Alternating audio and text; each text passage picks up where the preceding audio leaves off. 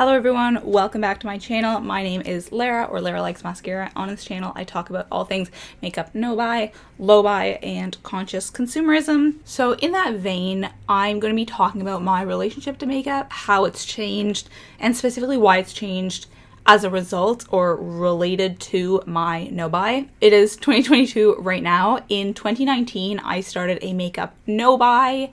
I didn't really realize what I was doing when I started it. I just kind of wanted to get through some products in my collection before I brought new things in, but by the end of the year, I was pretty into it. I was like, oh, I haven't bought makeup for an entire year and I actually want to continue doing this. And by that point, I had started making YouTube videos, and I found that there was quite a few other people who were looking for inspiration for reasons not to continue buying makeup and just sort of looking for a shift in their mindset or in their own relationship to makeup. So here we are in 2022. I'm still talking about makeup no buys and low buys, and though I did think I was going to transition over to a low buy last year, I brought some new things into my collection, but for the most part, it stayed a makeup no buy, and I've decided to continue this way this year. And it's kind of a weird journey because there were times when I was like, ugh, I just want to buy makeup. There was other times when I was like, I don't ever need to buy makeup. And particularly when I was getting close to the end of the time period that I designated my no buy, I was like, I can't wait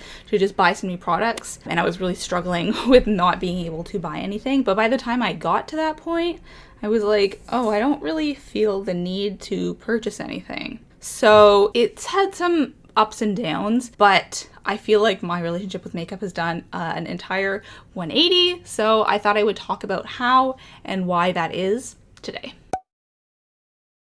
So there's a ton of reasons for this mindset shift, but I think the majority or maybe half of the reasons can sort of be seen under this umbrella reason, which is ethics.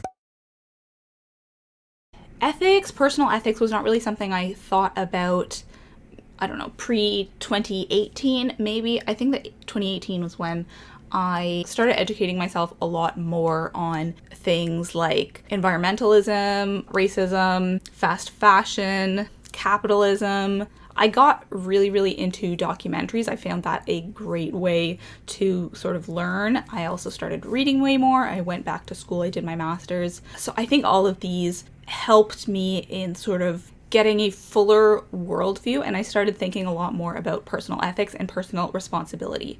And you might think, oh, like racism, environmentalism, like how do all these things tie in? But there's a lot that goes into the makeup industry that we just don't really see if we shut ourselves off to it. So let's take racism. Pretty much every brand is problematic. This is something that Kyla Fish has talked about before. There's very few brands that she buys from because so many brands have had a problematic history in one way or another, in whether how they treat their workers, in bad shade ranges, in racist practices. So many, at least of the larger brands, have had some kind of scandal in their past. Obviously, I'm not going to go too much into why this is. Let's just say it comes down to power and to ignorance and to money.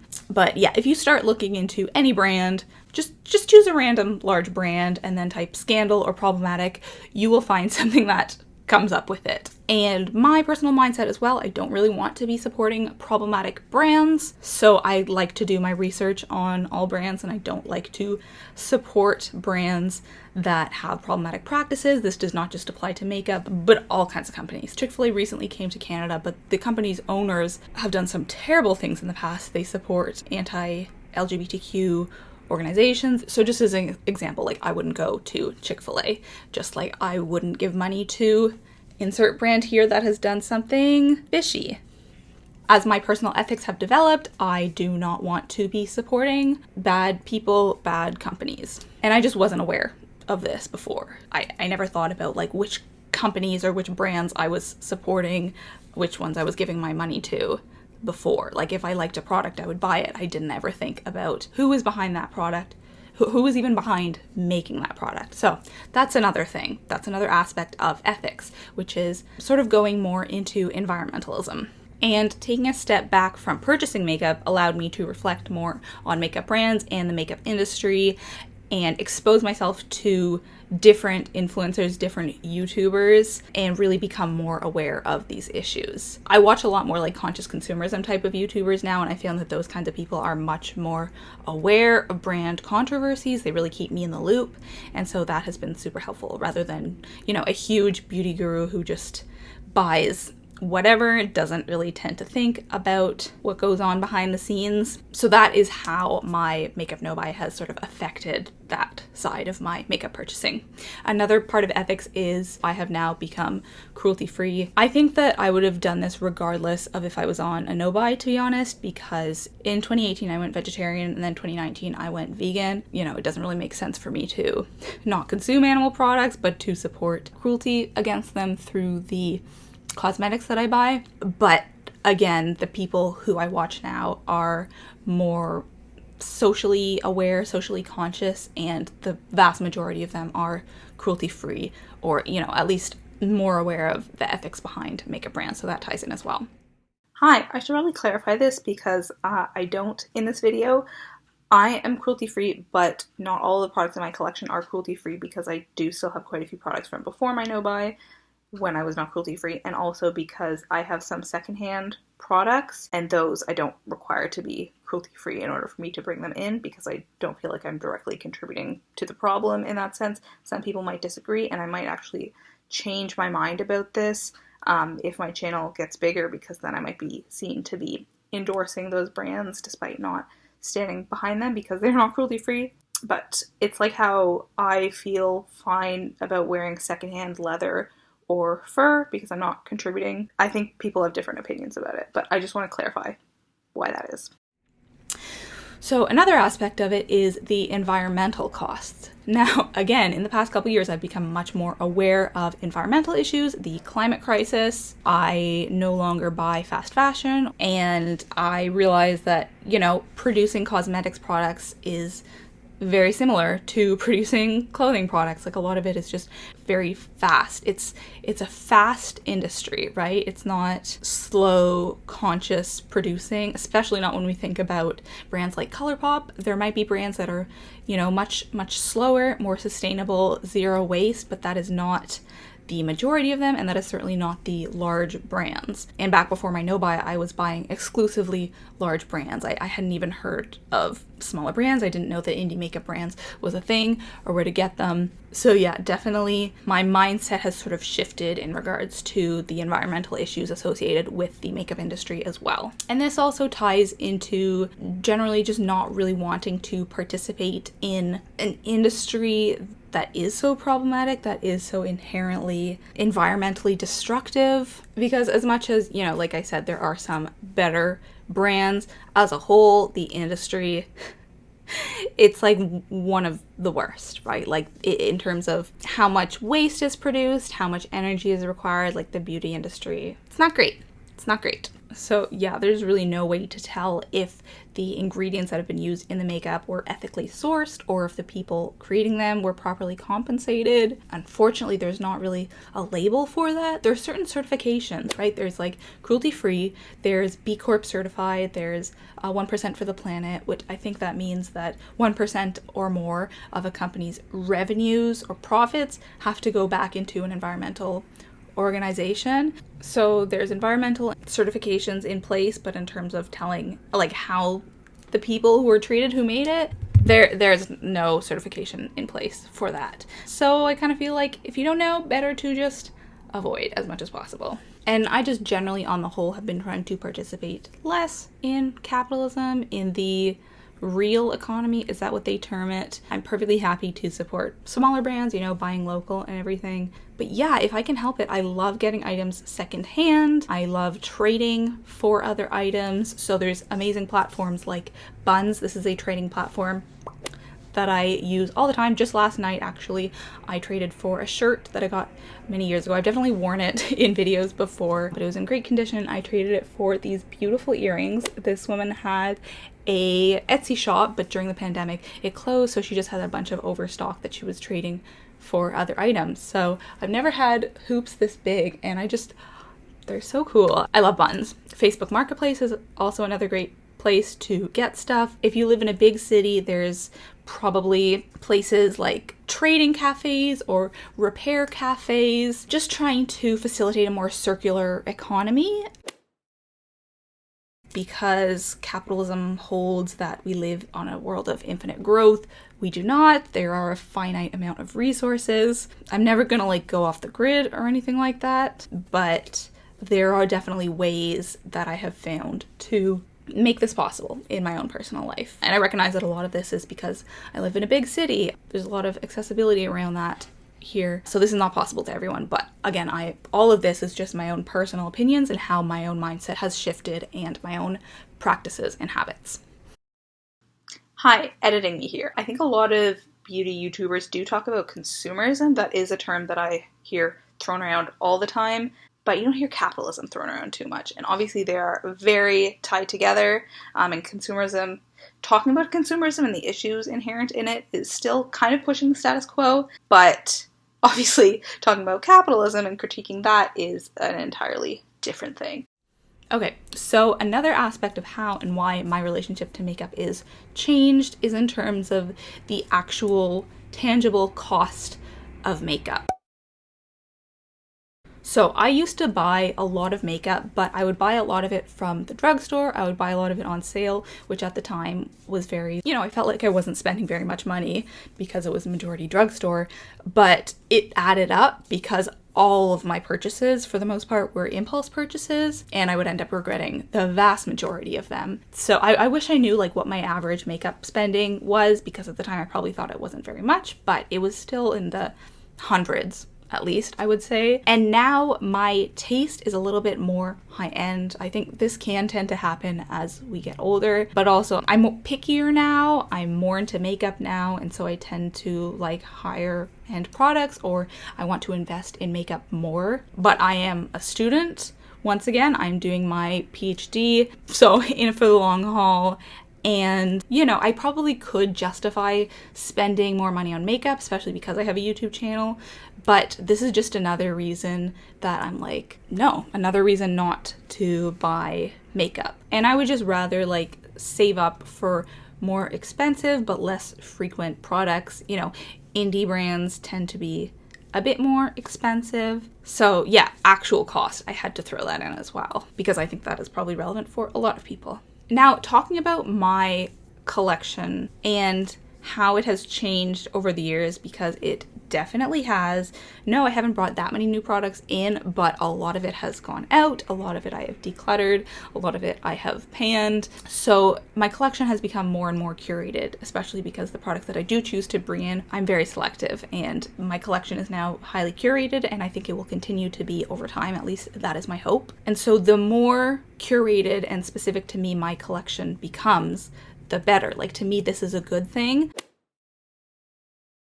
I don't want to curate it down to a size that I love, to my perfect collection, and then just build that up again. That may have been my goal originally, to sort of curate it down and then be able to build it up to a collection I loved even more. But now that's not what I want to do. I want to curate it down, and then I want to keep it at that smaller, more manageable size. I did a makeup collection inventory a couple of months ago. I will link it right here. It actually turned out to be 2 videos because I have a lot of makeup.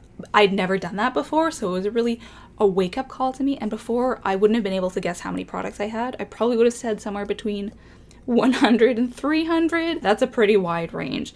But I think the number turned out to be like 253 or something like that, which was a little bit more than I was expecting. But keep in mind that I have very few single eyeshadows. I have, I think, 15 or 16. And a lot of people, when they do count their full collections, they count all the individual singles, and most people have, a couple dozen, I would say, from what I've seen from other people's inventories. So yeah, I have a lot of makeup products. That might sound small for some people, that might sound huge for some people, but to me, that is bigger than I want it to be, and especially because that is after 3 years of a makeup no-buy. So you can only imagine how big it started out at the beginning. I probably had, at least 100 more products, because just last year, I panned 45 products, and I probably decluttered at least half that many as well. And then there was the previous years.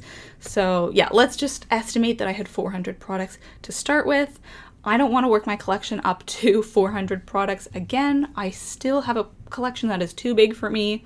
So all this to say, I want it to remain at that smaller, more curated size. The next reason that I sort of shifted to this ideology of not wanting to buy makeup has to do with you, with us, with me, with YouTube. My channel is all about conscious consumerism, right? And makeup no buys. That's sort of my like branding. And this isn't just about branding. Like, I'm not saying I don't want to buy new makeup because, I don't know, then I would be like selling out, or then I would be changing the vision of my channel and people wouldn't want to watch my videos anymore. I mean, it's partially that. Like, I obviously want to keep true to what my channel is about. I'm not just gonna change directions completely and every single video is going to be a haul, right? It's that I do not want to encourage people to buy makeup. That's not what I'm about. I want people to enjoy the collection they already have. Yes, I want people to like the makeup they are using, but I don't want to be the reason that they go out and buy new makeup. I don't want to encourage people to keep buying into this industry that has so many problems. Don't get me wrong, I love makeup. Like, I would not be here if I didn't. There's a lot of brands that I love, or at least I love their makeup.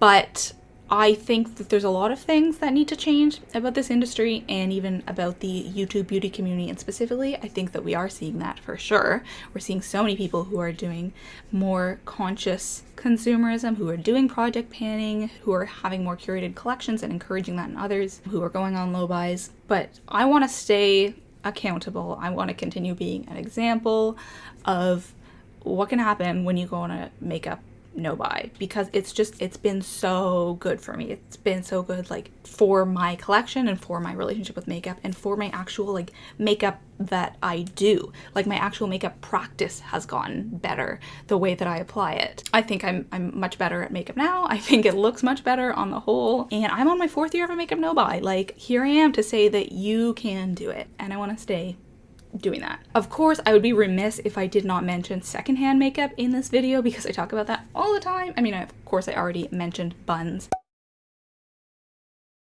But why would I go out and buy new makeup when I can obtain it in other ways, through buns, through other people decluttering their makeup to me at thrift stores? Just last week, a week ago, I went to a Plato's Closet, and that is where I buy pretty much all of my clothing. And some of them have like little areas where they sell makeup. This is stuff that like hasn't been opened before.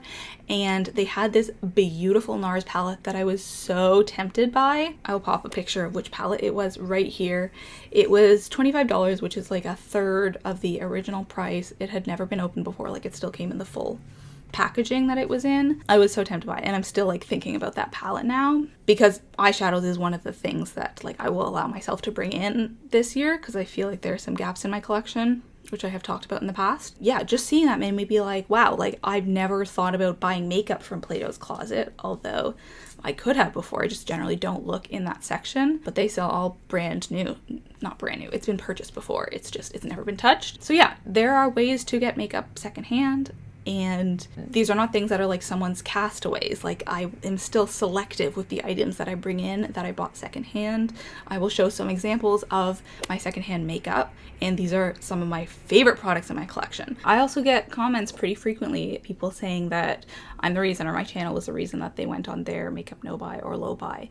And I love that so much. The idea that not only am I making a difference as one person in terms of environmental impact, or, you know, whatever, choose one thing, but for me that is kind of the main thing that I think about, but that I am affecting other people's environmental impact as well. That is so cool, and that really shows the power of influence and good influence, I think. Like, can you imagine if we as the beauty community were the reason that companies made changes to their policies, if they all stopped testing on animals, if they all stopped using slave labor or unethical practices? That's another whole thing that I did not get into. Cruelty-free doesn't necessarily mean cruelty-free. It just means that it hasn't been tested on animals. That doesn't mean that humans were not harmed in the process. So yeah, another thing that goes into like ethics and capitalism, not wanting to buy firsthand from brands. yeah, that would be so cool to see. So I think that YouTubers can have a really positive impact. Whether or not they do, or whether or not they use their influence as such, it kind of depends on the person, but that's how I see it. I also got a really interesting comment a little bit ago that I will paraphrase here. It is from someone named Screamer. I think that is their username. They said, from watching a lot of no-buy content, it feels like a lot of people go through this kind of death and rebirth in terms of their collection. Things get worse before they get better. So this is echoing how at first I wanted to just stop my no-buy and buy new makeup. And then when I got to the end of my planned no-buy, I was like, oh, I'm actually fine not buying anything new. They said products expire, you're forced to use up products you don't like, you get bored, you get annoyed, angry at the no-buy, but then after that stage has passed and the repurchasing fully used up category starts back up again, that's when you can properly work on curating your collection, and the enjoyment of having a small, well thought out, curated collection can properly start. So this is exactly how I experienced it. Like at the end of my no-buy, I had taken so many things I didn't like that much out of my collection that I was like, oh, well, now I don't have a problem. Now I don't need to bring new things in because I like what I'm seeing. It just took getting through the first couple years of the no-buy and finishing off those products to finally get to that stage. Okay, that is pretty much it. I do have one final point that I wanted to talk about, but the reason that I really wanted to make this video, although I had kind of been percolating on it a little bit just because I've been on a makeup no-buy for such a long time and I would not have foreseen that it would have lasted this long, but I think I can really attribute that to an entire mindset shift. If this no-buy had not actually affected the way that I look at makeup, and if I was just treating it as a reason to not buy makeup and not gone deeper into the reasons for why, not really thought deeper about the beauty industry, because this goes much deeper than just like the products themselves. Anyways, I think that there is a way in which I could have just finished the makeup no-buy after a little bit and then gone on with my life and brought new products into my collection and not really changed anything. But a lot changed. I've been thinking about this more even than usual because I am taking on a course that I think really relates to this. It's about capitalism, basically. Like, it's about how consumerism operates, how capitalism changed over history. It's a fascinating course. It was an elective, but it's really related to my program. I was super excited about it, and the discussions every week are great. So, this text we had to read: A History of the World in 7 Cheap Things, A Guide to Capitalism, Nature, and the Future of the Planet. This was our reading for this past week, and it was so interesting. It was definitely dense, so I don't know if I would have picked this up if not for the course, but I learned a ton. There's so much that I didn't know about how we have been causing environmental destruction for centuries, not just for like the past 100 years, but we brought about a mini ice age like 1,000 years ago, and people have been enslaving other people all over the world for ages, and the way that profit plays into that, like, it was so interesting. I would highly recommend this book if you feel like some dense reading. This was just super impactful. I do talk about a book at the end of every video, so I thought this would be very topical at the end of this, but I think that this whole video really boils down to what I mean by my mindset shift is becoming anti-capitalist. Before, I didn't even know what capitalism was, but as you can imagine, it's difficult to be a beauty YouTuber or like an influencer and be anti-capitalist. Those two things don't really fit together because influencers are like glorified salespeople. Essentially, they make their money by selling things to other people. So I really struggle with that a little bit, and my hope is to do the exact opposite. I think it was a bit harsh here. I want to clarify that I do think content creators should be paid for their work. YouTube and Instagram are still labor, so it makes sense that people who are doing that work should be paid for that.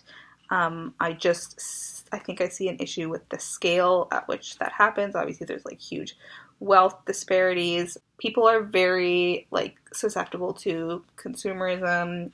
So yeah, I don't always love the way that influencers influence people to buy stuff. I mean, I'm not the first one having this thought. I see an issue with the system as a whole. I'm also not saying that people shouldn't take sponsorships. I'm not saying that I would never take sponsorships or that I wouldn't accept PR, because that's not the case. There's problems within the system, and I don't even know where to begin. Kristen Leo actually has a great video about this. She is a fairly big YouTuber. I think she has a couple 100,000 subscribers. She did mostly like fashion content and veganism, but recently she's just really been talking about her own life, being much more personal. And she did a video of what it's like being an influencer as someone who's anti-capitalist. And it was so funny, it was so good, so I will link it here. I resonated with a lot of that. But anyways, that is going to be it for this video. I'm sorry that if it was like really rambly and all over the place. There was a lot that I wanted to talk about. I'm super interested to hear your thoughts. If you don't really understand how capitalism ties into all of this, I get you. That was me a couple years ago. I've really, as I said, had a complete shift and really changed my worldview. But yeah, thanks so much for watching, and I'll talk to you next week. Bye-bye.